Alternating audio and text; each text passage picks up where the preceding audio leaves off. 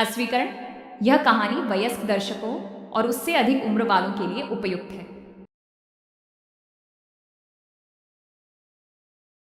इलाहाबाद की मधु की शादी होती है रामगढ़ के आनंद से। नेचर से कामचोर मधु के सामने जब पूरे ससुराल की जिम्मेदारी पड़ती है तो कैसे वो उससे बचने के लिए करती है एक नाटक। चलिए देखते हैं। अरे मधु, मधुरानी, जरा चाय ला और बेसन घोल ले। बादल बन गए हैं, पकौड़ी बना लेते हैं। ओह, अभी अभी तो दिन का खाना खाया है, अब पकोड़े तल दूं? अरे इतना खाएंगी तो फट जाएंगी, चला तो जाता नहीं इनसे। तभी आनंद आ जाता है। अरे मन कर रहा है पकोड़े खाने का। मधु देखो ना, बादल बन गए हैं, ऐसे में पकोड़े मिल जाए तो मजा आ जाए। अरे अभी तो बादल बने हैं, जरा 2-4 बूंद टपक तो जाने दो, बना दूंगी पकोड़े भी। ये बोलकर मधु वहां से चली जाती है। अरे मधु, मधु बूंदे भी बरस गई, अब तो बना दो पकोड़े। अरे बूंदा बूंदी तो रोज होती है, जरा जमकर बरसे तो पकोड़े तलने में और सिखाने में दोनों में मजा आ जाए। ये बोलकर मधु वहां से चली जाती है और मधु के साथ ही बूंदा बांदी कर बादल भी चले जाते हैं। मधु अपने कमरे में जाकर कहती है, अरे भगवान, ये सारा कमरा फैला हुआ है, कैसे साफ होगा? तभी मधु को आइडिया आता है और वो जोर जोर से चिल्लाती है, हे भगवान, मेरा 2000 रुपए का नोट कहाँ चला गया? किसी ने देखा क्या मेरा 2000 का नोट? तभी वहां मधु की ननद और नौकरानी आ जाती है। अरे भाभी, मैं देख देती हूँ। कैसे देखोगी दीदी, सारा कमरा तो गंदा पड़ा है। अरे हटो ना, मैं साफ किए देती हूँ, मिल गया तो दे दूंगी। अब ननद और नौकरानी 2000 नोट के चक्कर में पूरा कमरा साफ कर देती है और नोट नोट खोया हो तब तो मिले। खैर, ये तो छोटे मोटे ट्रिक्स थे जो मधु काम से बचने के लिए करती, लेकिन अब आना था मधु का मास्टर स्ट्रोक, जिस पे वो अब सिर्फ बैठकर खाने के चक्कर में थी, और वो भी सास को ऑर्डर दे देकर। कैसे? चलिए देखते हैं। एक फ्रेम में एक फोटो है जिसमें सास की सास यानी कि मधु की दादी सास, मोटी बिंदी, काला मोटा चश्मा, कॉटन की साड़ी और चेहरे पर रौब। वहां उसी फोटो के नीचे खाट पर बैठी मधु, और मधु का गेटअप बिल्कुल वैसा ही था।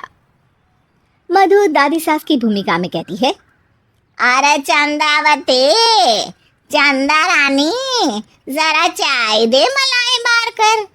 मधु की सास यानी कि चंदावती कहती है, अरे इस नाम से तो सिर्फ मुझे मेरी सास बुलाया करती थी, ये कौन है देखूं तो जरा। अब सास मधु को अपने सामने अपनी सास की भूमिका में देखकर जोर जोर से हंसती है। मधुरानी, कोई तमाशा चल रहा है या ड्रामा? जा जा जाकर चाय लेकर आ।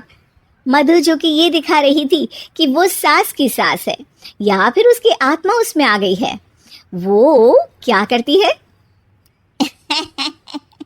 चाय और मैं, वो भी तेरे लिए चंदावती। यही सिखाया है तेरी माँ ने। यार एक तो डायलॉग बदल बहू, तू सास बनकर जो माँ पर सीधे चली आती हो, ये ओल्ड फैशन हो गया है, जरा अपडेट हो जा। और वैसे तू कुछ भी बन, उसके पहले चाय लेकर आ। अभी सास कुछ बोलती कि वहां मधुर के ससुर आ जाते हैं। वो मधु को देखते ही पागल सा हो जाते हैं। माँ, मेरी माँ, माँ तू वापस आ गई। अरे धत तेरी की, अभी एक का नाटक खत्म नहीं हुआ कि दूसरा आ गया। अरे हद है, तेरी जबान तो चलती ही जा रही है, सामने मेरी माँ बैठी है। अरे इनका चेहरा देखने को तरस गया था मैं, मेरी माँ वापस आ गई।